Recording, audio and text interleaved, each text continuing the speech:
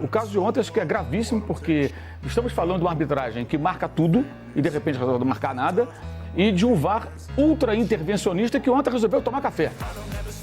O cara resolveu tomar um café. Aí você pega o jogo de sábado, que foi uma coisa bizarra, o pênalti marcado pro Bragantino contra o Grêmio, e a discussão no VAR é surreal. Ramon Abate Abel, desde ontem, é um elemento suspeito. Tudo tem que ser investigado. Todas as conversas que ele teve, porque o que aconteceu não é normal para um árbitro de primeiro escalão em tese. Gente, dá uma olhada nessa comparação. Eu não lembrava tava assistindo desse o jogo lance. recente que aconteceu 0x0 Flamengo e Cruzeiro e me lembrei desse lance aqui, ó. Mauro César vai estar falando sobre o caso do jogo do São Paulo e Palmeiras, que prejudica, consequentemente, o Flamengo, né? Você querendo ou não, o Flamengo tem que fazer a parte dele. Concordo que o Flamengo tem que fazer a parte dele, porém isso atrapalha, porque a gente precisa que os outros times percam as partidas. Porque é um jogo de pontos corridos, não é um jogo de eliminatório, onde o Flamengo precisa somente dele. Então, sim, foi um jogo que prejudicou diretamente o Flamengo. Vamos ver o que o Mauro César está falando sobre isso. Inclusive, o Arnaldo também pontuou algo muito interessante. Bem, primeiro, Luiz, é uma das partidas polêmicas em que o Palmeiras é beneficiado nessa temporada. Teve na estreia contra o Sport 2 pênaltis bizarros. Pênaltis para mim inexistentes. Vamos colocar como discutível, né? Eu não sou aqui o dono da razão, então vamos colocar como discutível. Contra o Ceará, estava perdendo de 1-0. Contra o Vitória, quando perdi, reagiu e empatou. Não marcado a favor do Botafogo, também pedido lá pelo jogador do Botafogo, pelo Correia.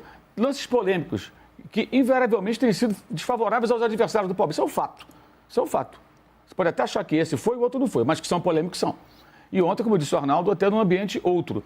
A gente sabe muito bem que quando um time joga em casa, e alguns clubes fazem isso com maestria, né, tem método, eles pressionam a arbitragem de uma forma visceral, que o cara tem que ser muito valente para poder marcar alguma coisa com o time da casa. Isso acontece demais. O caso de ontem acho que é gravíssimo, porque estamos falando de uma arbitragem que marca tudo e de repente resolve não marcar nada, e de um VAR ultra intervencionista que ontem resolveu tomar café. O cara resolveu tomar um café. Aí você pega o jogo de sábado, que foi uma coisa bizarra, o pênalti marcado pro Bragantino contra o Grêmio, e a discussão no VAR é surreal. Como se o braço do Marlon tivesse aberto. Ele está com o braço... Eu sempre digo o seguinte, nessas horas, imagina o seguinte, imagina que o jogador não tem o braço. Vai no Photoshop, lá numa ferramenta qualquer, e tira o braço. A bola bateria no tronco do jogador. É bloqueio com o braço quando ele tem o braço aberto, né, ampliando a área, como se diz. Não foi o que aconteceu. E ele convence o árbitro e o cara marca o pênalti. O VAR... Vou pegar o nome dele já aqui, que a gente até confunde, são tantos árbitros ruins que é difícil lembrar todos. Mas esse VAR foi o mesmo VAR que marcou um pênalti bizarro contra o Corinthians para o Inter 3 dias antes. Aí já é aquela coisa da falta de malícia, ou sei lá o quê. Os caras não percebem que o jogador está tirando o corpo para trás para cavar uma falta. O Aloysio fazia isso no São Paulo há uns 20 anos quase. Né? E ele, jogando o corpo para trás, foi pênalti, marca o pênalti. Então, um jogo que era para o Corinthians vencer terminou empatado, o jogo para terminar empatado terminou com a derrota do Grêmio para o Red Bull Bragantino. Isso na quarta, isso no sábado, aí no domingo, para fechar, o bambambam da arbitragem, o tal, né, na visão da CBF, faz o que fez ontem. É inexplicável isso aí, não dá para entender. Não dá. Aí você vê logo depois, Bahia e Flamengo. O Danilo é expulso com 12 minutos. Rigor, porque tem que ter, era para expulsar mesmo.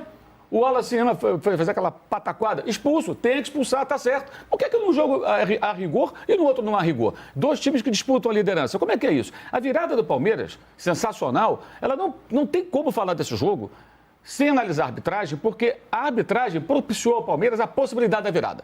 Se é marcado o pênalti convertido e se o Andrés Pereira é expulso para ter entrada violentíssima em cima do Marco Antônio, e por muito menos ele expulsa um jogador aqui no Brasil, né? Seria, todos hão de convir que dificilmente o Palmeiras teria força para reagir. Você com um jogador a menos e, eventualmente, com 3-0 contra, ia ser mais complicado. Então, a virada espetacular, que eu acho até que se parece muito com o jogo entre Corinthians e Flamengo, que é o adversário joga o primeiro tempo intenso. Perfeito. Aí joga, corre, faz 2-0. No caso do Corinthians, o erro foi não fazer os dois gols, mas fez 1-0. E aí, quando o banco do outro time mais rico começa a entrar em campo e o outro time vai se cansando, a diferença vai crescendo, e vem a virada. Igualzinho o roteiro. Igualzinho. Só que um jogo terminou com derrota do Corinthians, porque o Corinthians foi incompetente no primeiro tempo, teve várias chances e não conseguiu resolver o jogo. Era para ter feito 2 no Flamengo ou 3 até o começo da segunda etapa. O Corinthians teve um pênalti a favor. E teve um pênalti a favor, exatamente. São Paulo não, né? Bem discutível também, mas vamos lá. E agora, esse jogo de ontem, o que acontece? Na verdade, o São Paulo fez 2 gols, teve um pênalti não marcado, era para ter expulsado o jogador adversário, nada disso aconteceu. Então não tem como separar uma coisa. Eu não consigo fazer essa manchete e botar no pé da nota, no pé da minha coluna, que é arbitragem. Não dá, irmão, não dá. Para mim não dá. Não dá. Não dá. E esses caras estão acabando com o futebol. Não dá vontade de ver futebol. Não estou falando de um jogo específico, não. É do combo. É do combo. E foi quarta-feira, eu já fui dormir irritado. Falei, cara, que absurdo isso. Não importa se é o Corinthians, se é o Inter, se é o Flamengo, se é o Palmeiras, se é o Atlético Goianiense ou se é o Juventude. É absurdo isso. Aí no sábado, outra vez. Falei, cara, o que é isso? O que esses caras estão fazendo? Eles já atrapalham o futebol. Assim, olha, sinceramente, depois desses 3 jogos, assim, se eu pudesse, eu ficava um tempo sem ver futebol. É porque eu trabalho com isso. Porque não dá vontade, cara. Que vontade você tem de assistir um jogo? Se você é um torcedor que ama o futebol, que gosta de ver vários jogos, que assina o pay-per-view para ver todos os jogos, né? Que tem um ou outro que tem esse perfil, a maioria não. Você assina para ver teu time, mas enfim, essa é outra conversa.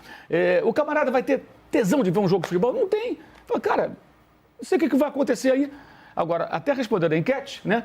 Acho que tem 2 itens ali. Mudar o comando da arbitragem. Isso é urgentíssimo. Sem dúvida, hoje. O novo presidente da CBF, a gente pode chamar de novo ainda, ele herdou essa equipe e manteve. E a outra, eu acho que é trazer alguém de fora, não para... Ramon Abate Abel, desde ontem, é um elemento suspeito.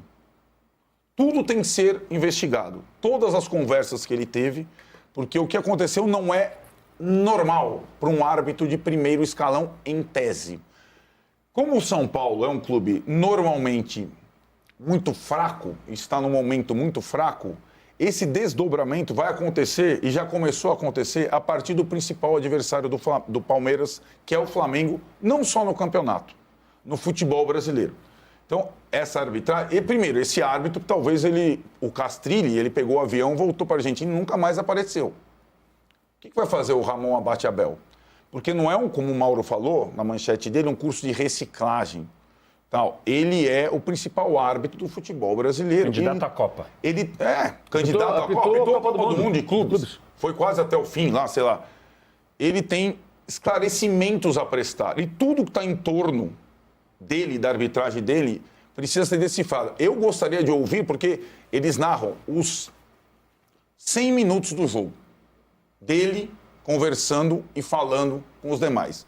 De novo, o jogo de ontem, para mim, está sob suspeita. É um jogo estranho, para dizer o mínimo, né? E o que vai ser daqui para frente, o mais cômodo para a CBF é colocar tudo no mesmo saco. O jogo de ontem, pela quantidade de erros, lembra muito o jogo do Castrilli. Um jogo suspeito que ficou para a história e o árbitro nunca mais apareceu. Rapaziada, não tem jeito, a coisa tá ficando feia pra CBF, viu? Com essas palhaçadas aí em relação às arbitragens em todos esses jogos importantes que muitas das vezes decidem um título, né? Bora ver aqui, rapaziada, agora o Flá Bolado, né? Ele fazendo uma reação. Absolutamente nada. O mesmo árbitro, lance semelhante. Gente, dá uma olhada nessa comparação. Eu estava assistindo o jogo recente que aconteceu 0x0 Flamengo e Cruzeiro e me lembrei desse lance aqui, ó. O Alexandro escorrega, atinge o jogador do Cruzeiro, o árbitro Ramon Abate Abel marca a falta. Eu não lembrava, velho. E poucos jogos depois, o mesmo árbitro Ramon Abate Abel, num lance semelhante, não são lances iguais, mas lances semelhantes do Alan, que escorrega, assim como o Alexandro, no Tapia. Ele não marca absolutamente nada.